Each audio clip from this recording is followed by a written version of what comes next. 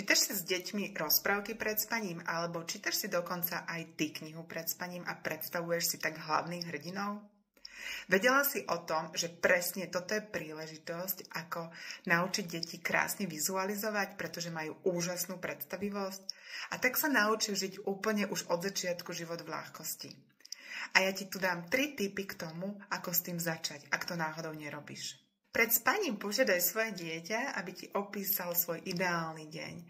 Ako by to mohlo vyzerať v tom ideálnom dni, aby sa mu naplnili všetky sny.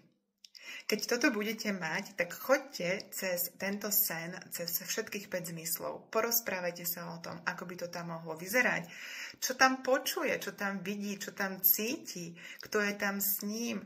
Dajte tomu krásnu ostrosť farieb a takej tej prirodzenosti.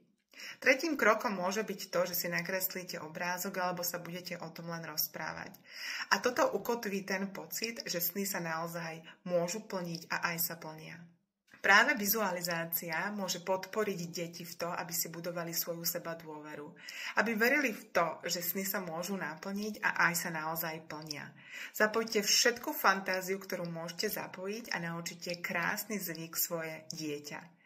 Tak čo, ktorý tip dneska vyskúšaš? Prvý, druhý alebo ten tretí? Napíš mi do komentára.